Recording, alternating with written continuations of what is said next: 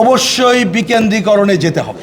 আমরা বামপন্থীর এমন সমাজের স্বপ্ন দেখি যেখানে আসলে মামলা মোকদ্দমা থাকবে না, একসময় কোর্টগুলো ইনভ্যালিড হয়ে যাবে। যে সুপ্রিম কোর্ট আপনারা জানেন কোর্ট বিকেন্দ্রীকরণ কথাটা আসছে কেন? আসছে এই জন্যে কোনো কিছু হলে আমাদের বাস্তবতায় তো মামলা হয়, আসতে হয় ঢাকায়। এত দূরে আসা মানে অনেকে সর্বশান্ত হয়ে যান, আর মামলার জট অনেক বেশি। আমাদের এ ব্যাপারে নানা মত আছে যে এখন কি এটা সম্ভব? আমাদের কি পর্যাপ্ত উকিল সাহেবরা আছেন, যোগ্য উকিল, বা সবাই কি সেখানে যাবেন? এই আলোচনাগুলো চলছে, কিন্তু আমাদের দিকে বক্তব্য হচ্ছে প্রথমত অবশ্যই বিকেন্দ্রীকরণে যেতে হবে। কিন্তু সেই বিকেন্দ্রীকরণ মানে কি? আমাদের মামলাকে আর উৎসাহিত করব? মোটেই না। আমরা বামপন্থীর এমন সমাজের স্বপ্ন দেখি যেখানে আসলে মামলা মোকদ্দমা থাকবে না, একসময় কোর্টগুলো ইনভ্যালিড হয়ে যাবে। অর্থাৎ ওই রকম একটা কালচারাল জায়গায় আমরা যেতে চাই। এবং মনে রাখতে হবে যে যুক্তিগুলো হচ্ছে যে এখনই যদি বিকেন্দ্রীকরণ করি তাহলে উকিল সাহেবরা যাবেন না, এই ধরনের ঘটনা। কিন্তু আমরা মনে করি আসলে এরকম একটা ঢাকা শহর রেখে তো আপনি শুধুমাত্র কোর্ট বিকেন্দ্রীকরণ করে পারবেন না। সুতরাং এটা একটা রাজনৈতিক সিদ্ধান্ত। আমি যেমন কোর্টকে বিকেন্দ্রীকরণ করব, পুরো দেশের পুরো পরিবেশ পরিস্থিতিটাকে বিকেন্দ্রীকরণ করব।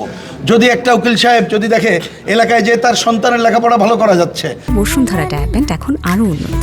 এই হট এয়ার থ্রো টপশিট দ্রুত শোষণ করে সোনামণিকে দেয় কোমল অনুভূতি। ভালো করে চিকিৎসা সুবিধা পাচ্ছে, ঢাকার সুবিধাগুলো এখানে পাচ্ছে, তাহলে কিন্তু অসুবিধা হবে না। তাহলে এটা কিন্তু পুরো রাজনৈতিক প্রক্রিয়ার সাথে এই বিকেন্দ্রীকরণ প্রক্রিয়া জড়িত বলে আমরা মনে করি। এবং আমরা মনে করি এইটাই যে অবশ্যই আমাদেরকে এই ধরনের বিকেন্দ্রীকরণের জায়গায় যেতে হবে। কারণ ওই এরশাদ আমলে যখন বিকেন্দ্রীকরণ হয়েছিল কোর্টের রায় এটা বাতিল হয়েছিল, কিন্তু মনে হয় না সেই রকম জায়গায় থাকা দরকার। এইখানে একটা বিকল্প প্রস্তাব আছে যে আমরা এইখানে কি বলে কোনো সার্কিট বেঞ্চ এইটা কোর্টের মাধ্যমে আমরা করতে পারি কিনা। কিন্তু আমাদের কাছে মনে হয়েছে এইটা যদি আমরা কোর্টের উপরে পুরো ছেড়ে দেই তাহলে বাস্তবে এটা কখন হবে না।